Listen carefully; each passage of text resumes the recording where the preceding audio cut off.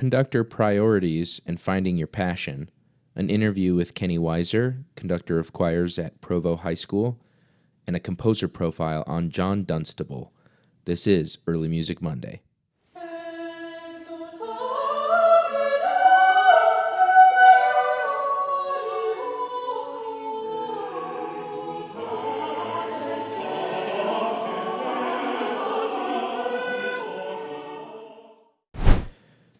Conductor Priorities. I remember thinking when I was studying choral music that okay, cool. The goal is just to have the best choir ever and sing the best.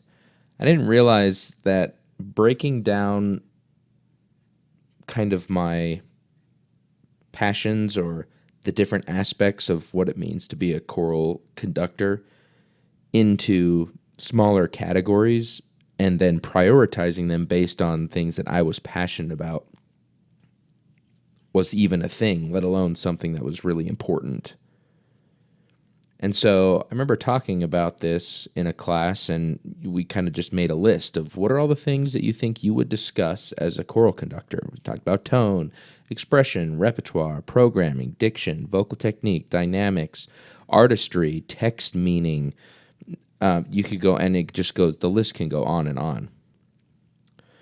And so we were asked to set our priorities. Now, my priorities have changed a lot since that time, which has made me ask myself, well, why did those change? What happened? It's because I had experiences that kind of imbibed these passions within me in the choral art. So sometimes we gain a passion for something all at once through one really significant experience, or we gain them over a period of time, slowly. We can help our students develop those passions as well, to where they set their own musical priorities, whether they're, the biggest music nerd you have in your program, or in your community choir, the person who lives and breathes choir, or in your university, the one who wants to be the DCA somewhere, versus the accounting major who just loves to sing, or the community member who just likes to get together and sing once a week, isn't really that interested in putting a ton of time into it after or outside of rehearsal, or the high school kid who takes it for, well, my friends are in here and it's kind of fun and it's an easy A. But there are experiences we can help give them that will build those passions so they can understand their own priorities. And if we set that example by doing that ourselves, they'll be much more willing to kind of go for things and buy in and try new things that may require vulnerability and be scary at first. And I don't really know exactly how passion develops, but somehow there has to be some kind of emotional connection. So on the first day of school, I tell my students point blank, and I write them on the board, and I have them write them down too. As I say, these are my 5 priorities as a choral conductor at this high school. Number 1, developing emotional intelligence, leadership, and problem-solving skills. Number 2, singing with the best technique possible. Number 3, singing substantial music and understanding the historical context of the repertoire we sing. Number 4, singing as an ensemble with individual singer responsibility. And 5, developing musical literacy skills. So they know from day one that everything that I do fits into helping them develop one of those 5 things. And I guess you could say they are in order of most significant to least significant in the top 5. And I have other priorities and obligations, I guess you could say, too, in terms of artistry and text meaning and things like that, but they don't fit in the top 5 for me. And the beautiful thing about choir is everybody listening is going to have a different set. If I asked you to make your top 5 priorities, we would get as many different answers as people listening. And you can hear that in choir performances. You go to a concert, you can hear their priorities. You can hear what they focus on in class or in their rehearsal. So my students buy into the things that I do in class because if they have a question, they ask, and I'm very transparent all the time with every instruction, with every activity, with every song, with the exact reason we're doing it, how it fits into those 5 things. And, you know, that's why it's great then when they go to college and they'll get a different conductor who has different priorities and they become a more well-rounded musician. But I think without setting those priorities and focusing on them, there's an opportunity for like water to fall through the colander. And if we can really focus then those priorities, all of a sudden we help them catch much more of that water. So like was mentioned, singing substantial historical music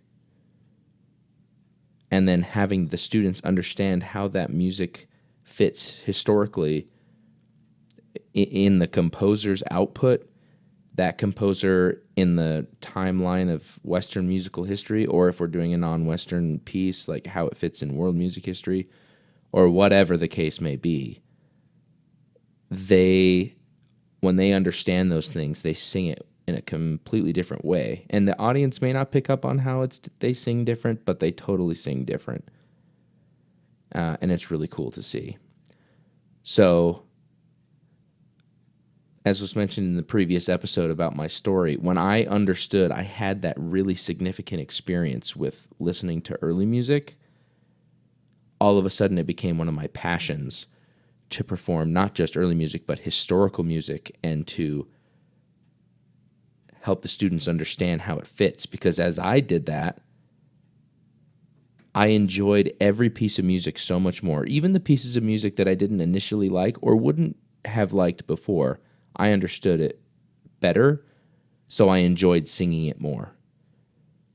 And I found that to be true for the singers in Sound of Ages, who are professionals, and the singers at the high school level, and the singers at the junior high level, because it's a universal principle. So if you're trying to, it doesn't really matter what your priorities are, as long as you're very aware of what they are and why they are. Then you implement how to go about achieving those priorities and being transparent with your students, because that transparency builds trust, which is like more than half the battle. We turn next to our interview with Conductor of Choirs at Provo High School, Kenny Weiser. Kenny and I were students together in our master's program at Brigham Young University, and I learned a lot from Kenny, and I think his experience teaching high school is probably similar to many others whose career has been in the public education system. And I've had a lot of really well articulated conversations with him. So I think that in understanding his priorities, we can see how programs look different and how to take someone's priorities or what someone else is passionate about, and we say, I don't know much about that. I'm going to dive deeper into that. And sometimes we develop different passions and therefore different priorities from those kind of conversations. So we'll turn now to our interview with Kenny Weiser. Kenny, welcome to Early Music Monday. You're our first guest. I'm really flattered and I guess really surprised that you would choose me. Well, I chose to interview you because we're good friends, so I know you'd say yes. And and you have a completely different set of perspective, I guess not set, but a different perspective to how you approach programming and repertoire and really the choral classroom that I find really valuable, because you are a veteran teacher, you're well known around the state, and I just think that expertise can be really valuable to people listening. So Well, I hope so. Don't oversell me here. No. They'll see, and it'll be awesome. So let's just start with a couple of questions. My first question is like, what is your approach to programming in general? Let's say we're in a normal school year or a hybrid school year. It doesn't really matter, I guess. Your approach to programming. I think, in a high school classroom setting which is what I'm really familiar with, is what I always start with is I want to teach the kids something historical. And I want to teach the kids something that's interesting to them. And sometimes you find that all in a historical piece, and sometimes you don't. And so it's kind of a tough balance you have to find. So what, in your mind, I just want to stop you there. What do you then, how do you discover what is interesting to them? Like if you're a new teacher, how do you go about doing that? It's hard. And I think part of it is you have to not try to read their mind. Like, don't try to guess into it too much, because I just think back on my own experience. What are some of my favorite historical pieces that I've enjoyed singing? And why did I enjoy singing those pieces? Right.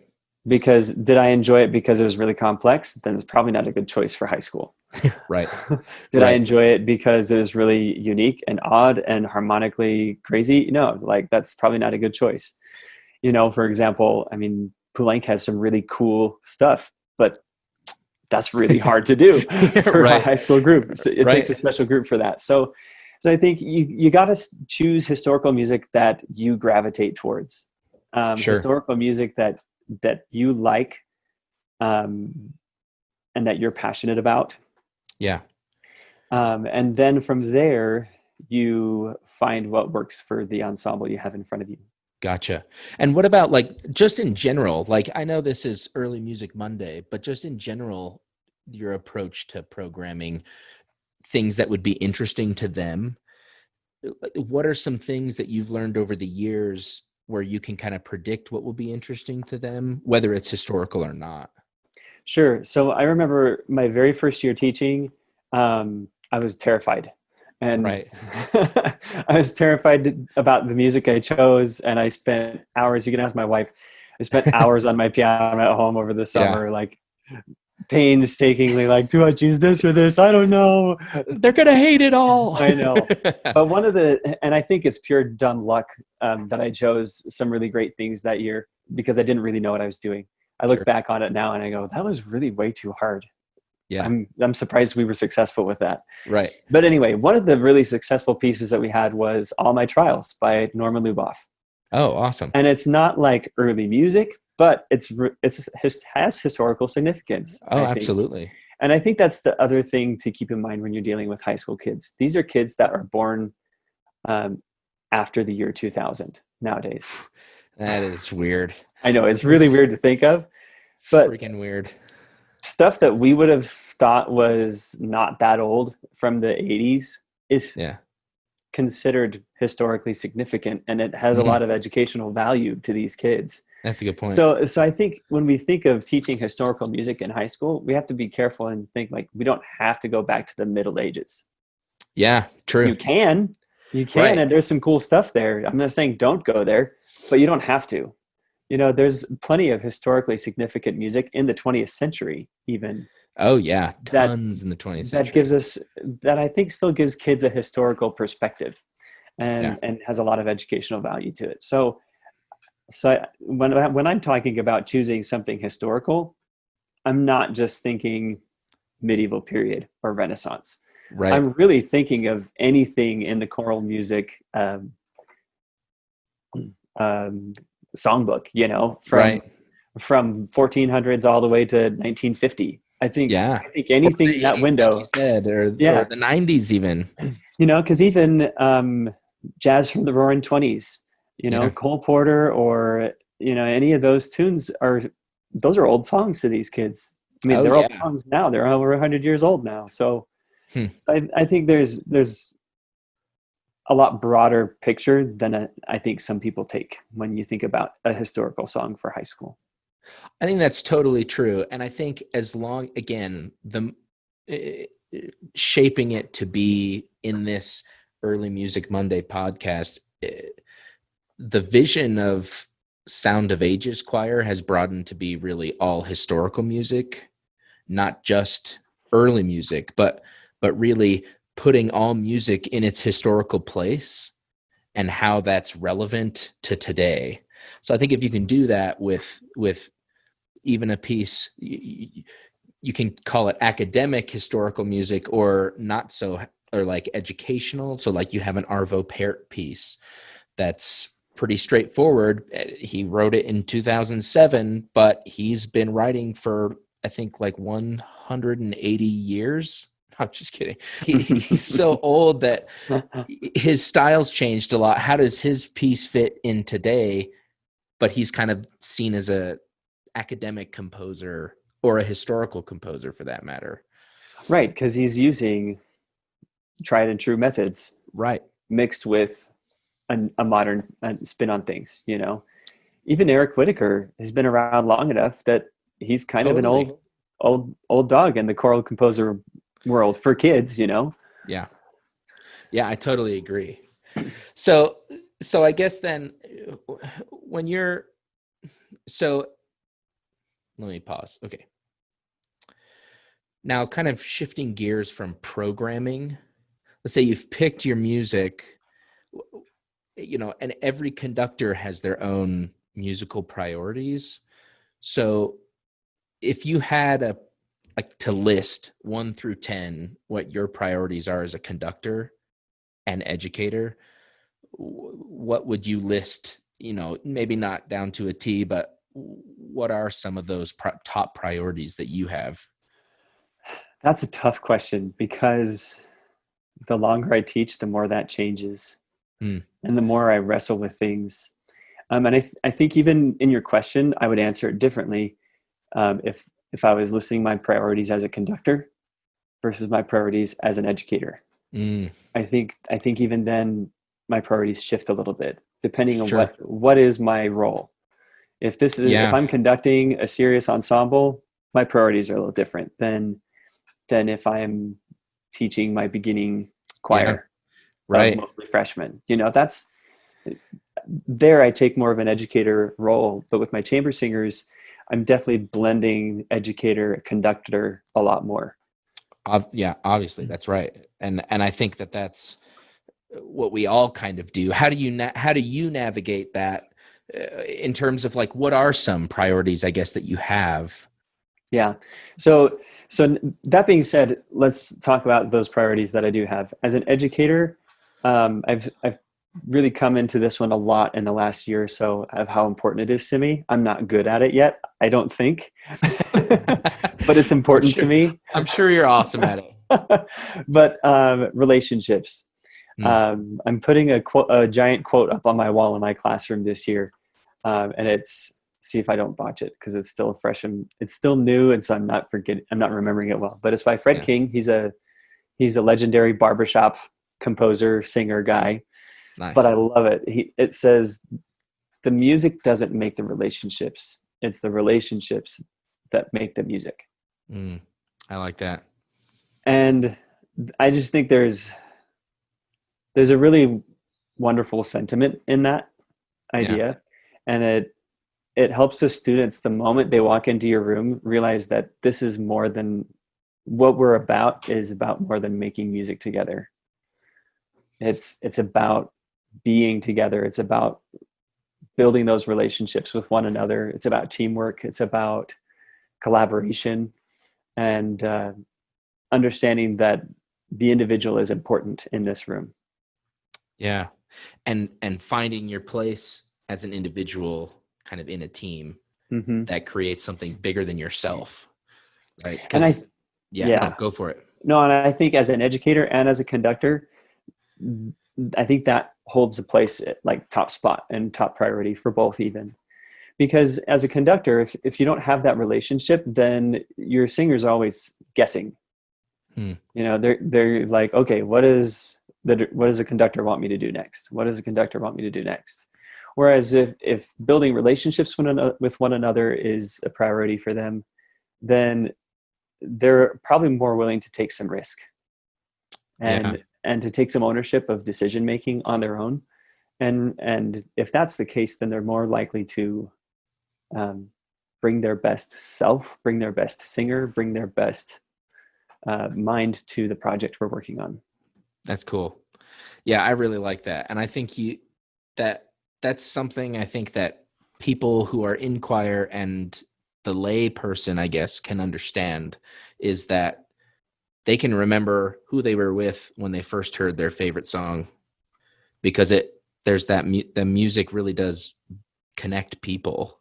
You know, fans of certain bands are like instant besties because they're like, oh, Taylor Swift's new album is your favorite thing in the world? Me too. Let's be best friends. Like, there's something about the music that ties you together.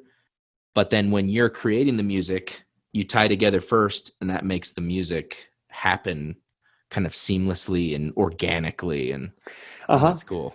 For sure. And I even think back to when I was in high school. I sang in my all-state choir my senior year.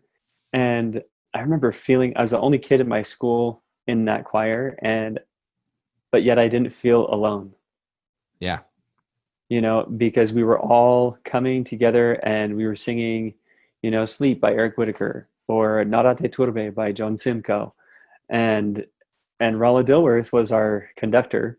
And it was just so great because I still think back on that and I think, man, that was such a great experience. And it was because everybody like had that openness about them and they just kind of brought their best. I didn't get to know a ton of people from that experience, but because we all had that attitude about it, the experience was really memorable. Yeah. And it made the music more special.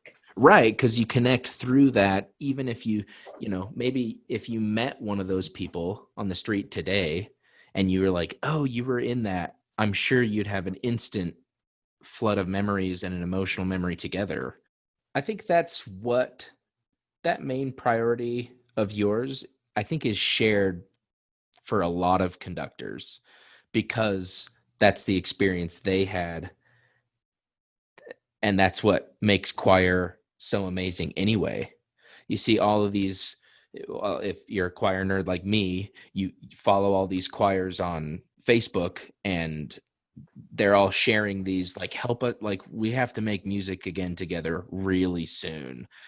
They're all like choirs are desperate to get together again, and it's because of that shared experience that is so hard to recreate in any other world, that really fills a part of our soul that we didn't even know needed filled, right? So I think that that's a really strong shared sentiment. So I agree. I think going back to your question about priorities as a conductor and an educator, Yeah. I think once students feel safe in your classroom, then you can really dig into some skill building and learning, and some really great things can happen. I think intonation, being able to sing in tune, is so important as an educator. That's a really important skill kids need to learn how to do. Right. But there's so many factors to being able to sing in tune. Part of it is aural skill. Can you hear that it's in tune or out of tune?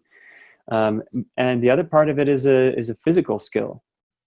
Do you have the flexibility in your voice to be able to manipulate it to recreate the pitch that you want to make happen? Being in public education, you get kids who love to sing who have a really hard time matching pitch. And I still remember I had one guy come in his freshman year, and the kid just could not match pitch, period. Yeah. Period. I mean, he had a range of about, 3 notes, and he's really monotone, and they were all really low. And even when I would like play a higher note, his voice wouldn't go there at all. But over time, I realized that wasn't because he couldn't hear it. Is because he didn't know how to make his voice do it. He didn't know how to make his voice match what he heard. But over time, that kid, he loved music so much, he stuck with it because he just loved being in choir. He loved that feeling, and he stuck with it. And by the time he was a senior, he had picked up the bagpipes, learned how to Oh, play the wow. bagpipes, which is really cool.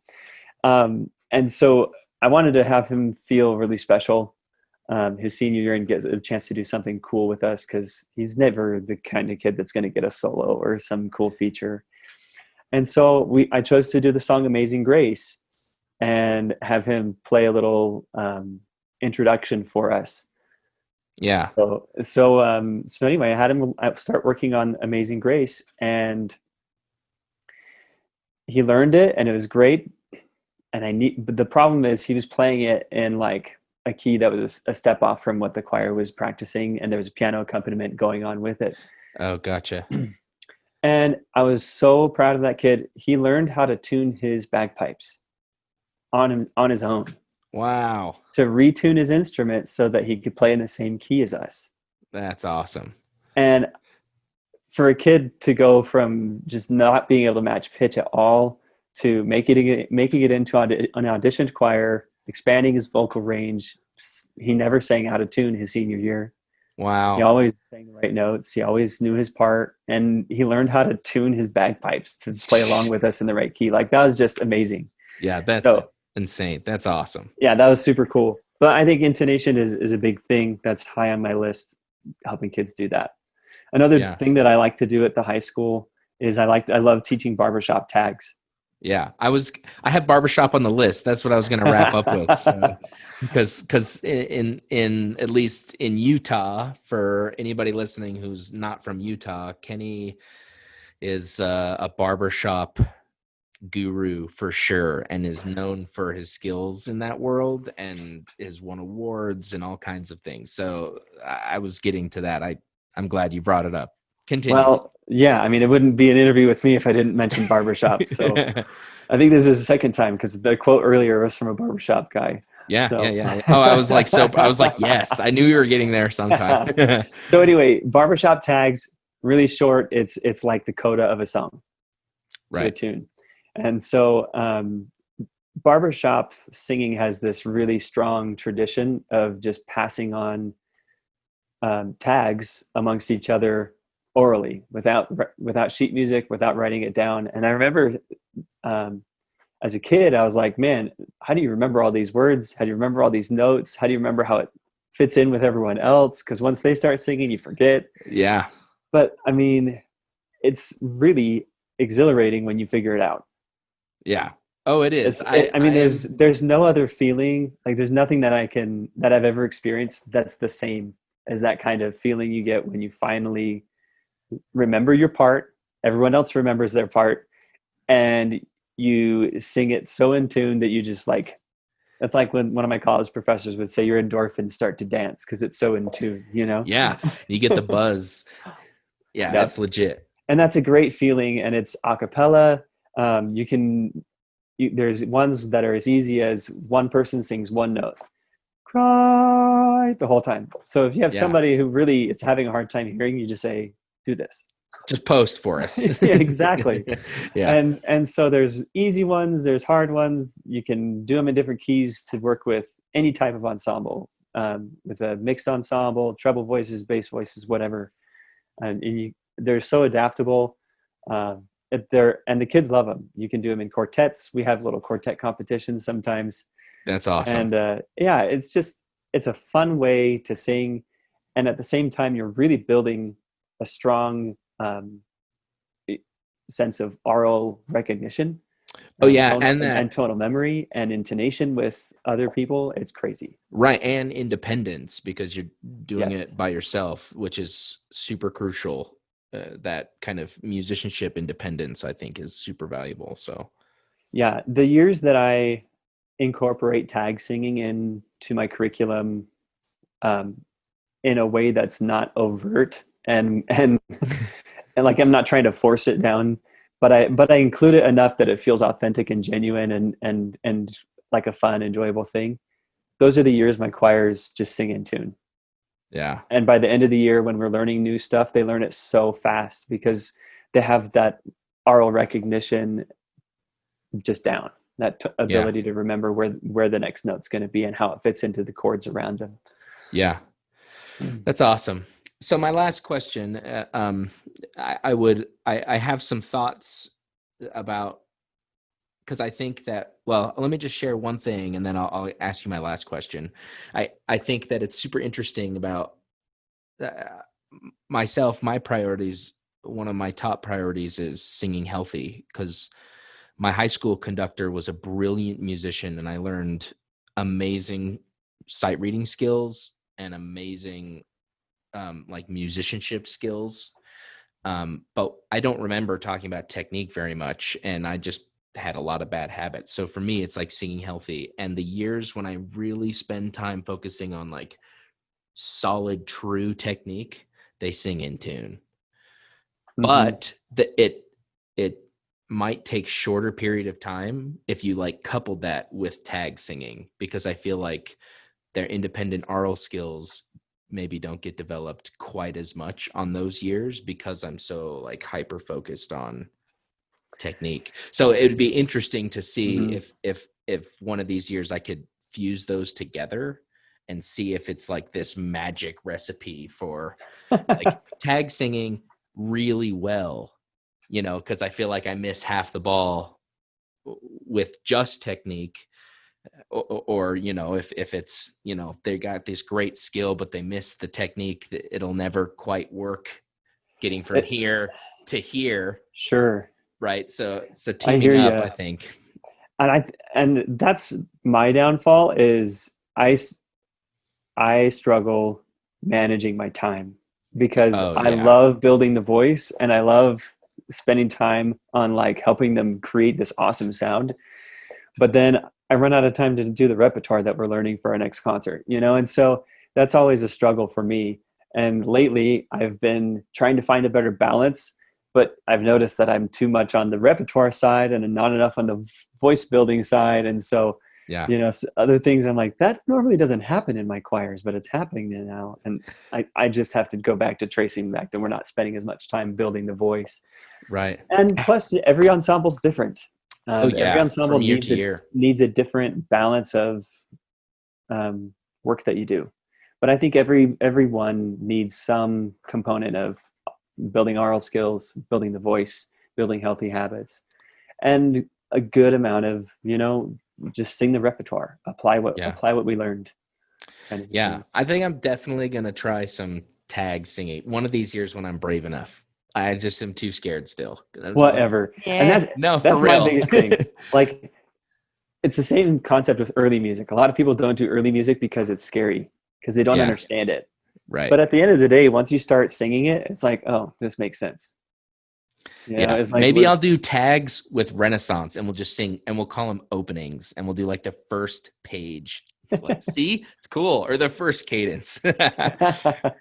So my last question is, you have a passion for barbershop music, because this is the hard part, right? It's really hard to sell a piece of music to your group that you're not passionate about.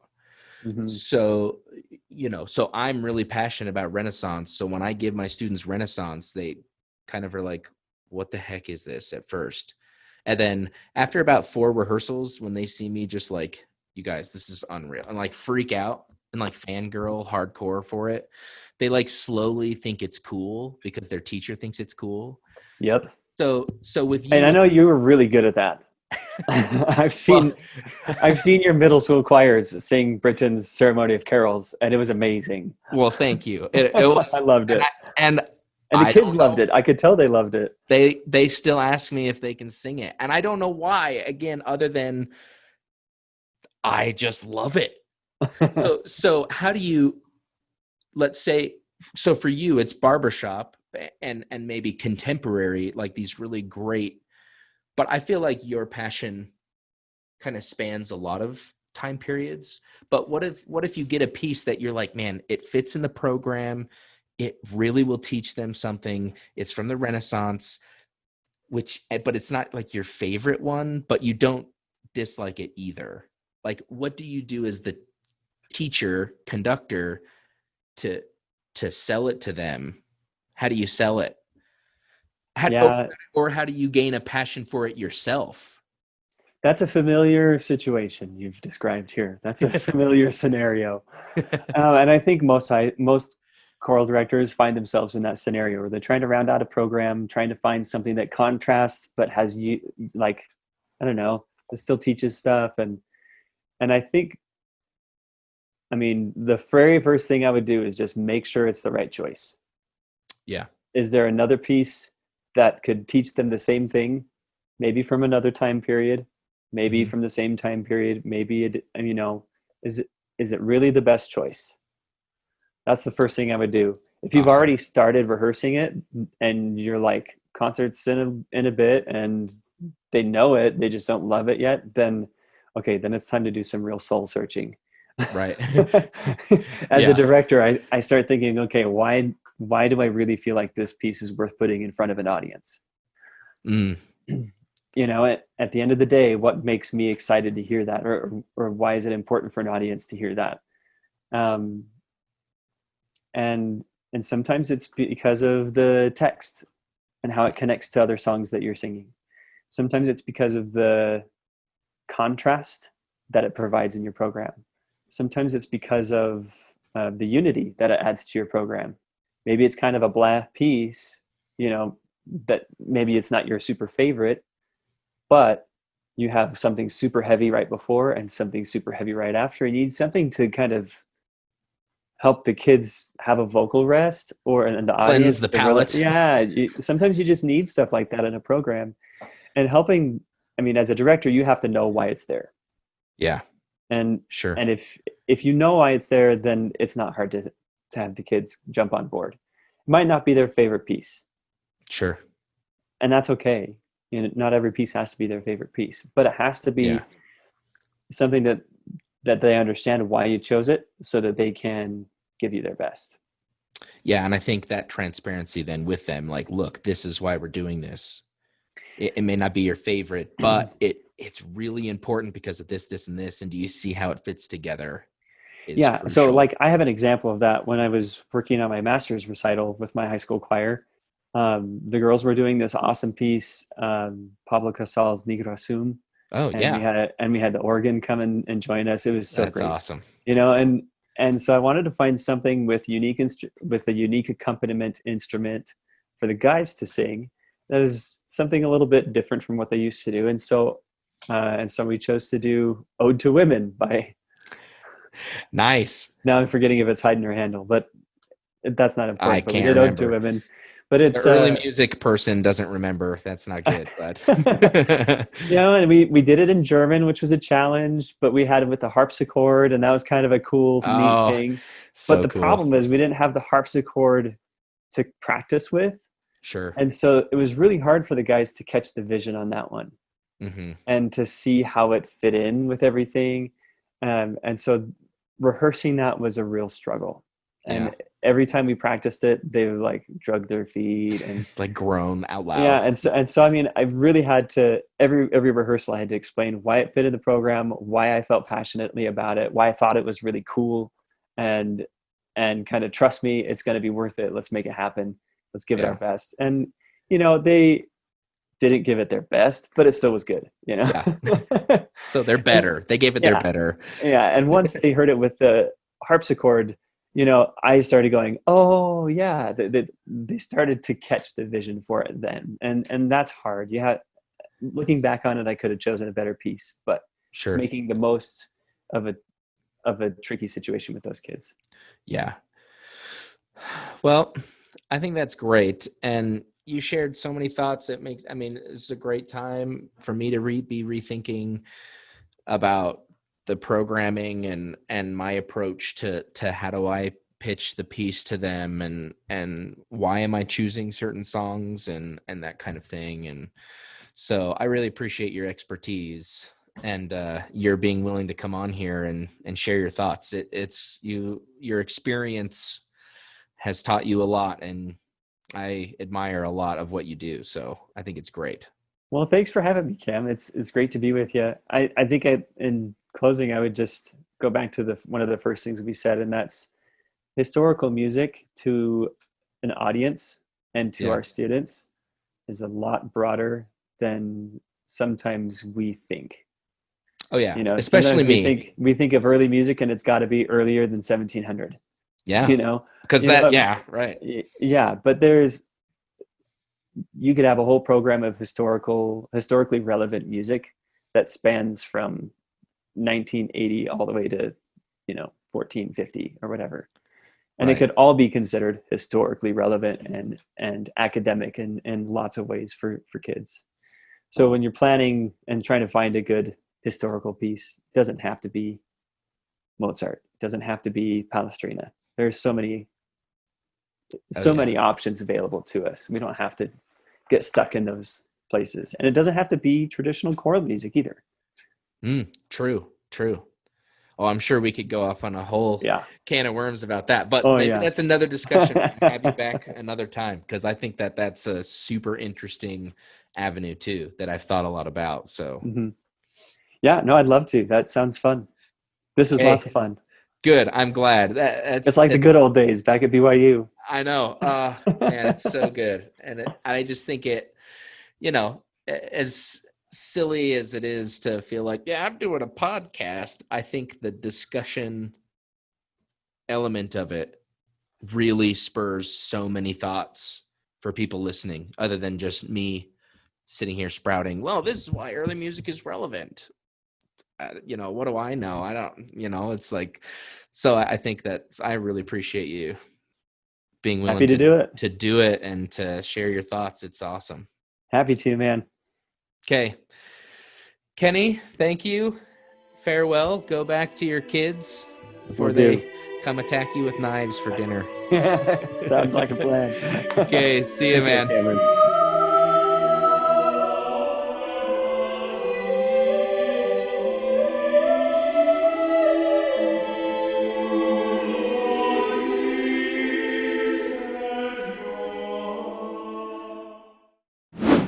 All right, our composer profile is on John Dunstable. If you haven't heard of John Dunstable, you're probably not alone. And I have only heard of him just a couple years ago. And the reason why I think John Dunstable is a really fascinating figure in musical history is because of the role he played, along with one particular contemporary of his, Lionel Power. Those two together really, but John Dunstable perhaps more so, really kind of started to establish what we know as triads in a way that made this kind of organized sense. So there's not very much known about his life, but he was such a high-profile musician that he was written about by many of his contemporaries, musicians and non-musicians alike. So he was the resident composer for John, the Duke of Bedford, and he was also an astronomer and a mathematician. So he had this concept that he became known for in England, the concept of what they called, in quotes, the sweet third. The more official name in Latin is the continens Angloise, which is the English countenance. And this whole concept transformed Western music. And as it slowly made its way over to the continent, it started to implement itself throughout all of Western Europe. And, if you take some of this medieval music before him, there weren't very, when you get to a cadence point, there was no third. It was end on an open fifth. You would have triads occasionally throughout the piece, but the predominant harmonic language was that open fifth, open octave idea. And John Dunstable would do stuff like have lots of chords in first inversion, so the third is on the bottom, like parallel in succession, like 4 or 5 chords in succession, in these full kind of triads with a root, a third, and a fifth. This is really cool when you look at him and compare him to early Dufay music and kind of compare the difference and feel how open Dufay sounds compared to how, tonal almost, quote unquote, that John Dunstable sounds. And because of that, though, he's very approachable as a medieval composer for an audience and for students. So for an easy piece of music, a beginning level piece, I would say you could do his Quam Pulchra Es, which is for ATB. This piece is totally doable by advanced junior high, intermediate junior high, and up. It's a little tricky just in terms of it's still a little foreign to our ears to sing with that kind of modal harmony, and some of the rhythms are kind of tricky, but with some practice and some well-thought-out rehearsal plan, you could do it. And you could have all the ladies sing the alto part, or raise it a few steps and have the altos and high tenors sing the middle part if you have unchanged voices. Another option is to have the choir sing the alto line in unison or in octaves and then have a keyboard instrument play the rest of the parts. And it's fairly short. There's, modifications that you can make to fit your group, and there's a lot of homophony in it, and it has that medieval sound without being vastly complicated. Another piece that's similar is Ave Regina Celorum, which is for soprano, alto, and tenor. An intermediate level piece would be Speciosa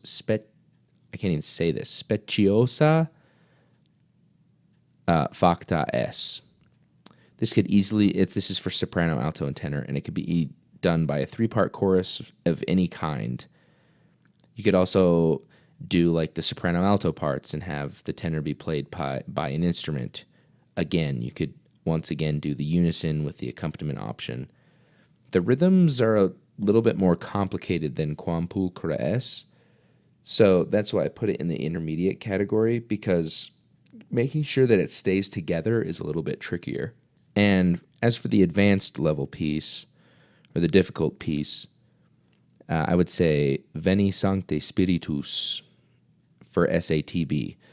So this piece is what they call an isorhythmic motet, meaning that, he splits the piece into 3 sections, and each section has, or several sections.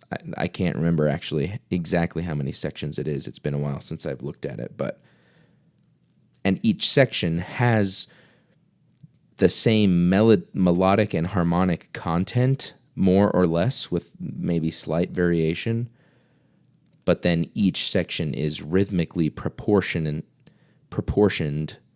to the other sections in some way. So it'd be like, the first rhythms are twice as long as the second section, and then those rhythms are a third as long as the next section, or 3 times longer, or whatever. And it's this mathematically rhythmic puzzle. And but it's pretty complicated to keep it together, and it's longer, and the ranges for ATB, the sopranos are probably fine, but the altos, tenors, and basses, the ranges are much more extreme and crossing over passaggio points often. But, if you were going to put this on like an ACDA program or something like that, it would be a really cool kind of color piece for that to give your program a completely different tonal world to explore. And that concludes our composer profile on John Dunstable. Thank you so much for joining us on Early Music Monday. We had a good discussion about conductor priorities and how to kind of build those around things that you're passionate about. Be transparent about them. A good discussion with Kenny Weiser, the director of choirs at Provo High School, and our composer profile on John Dunstable. Subscribe to the podcast and give us a rating. It's much appreciated, and we'll see you next time on Early Music Monday.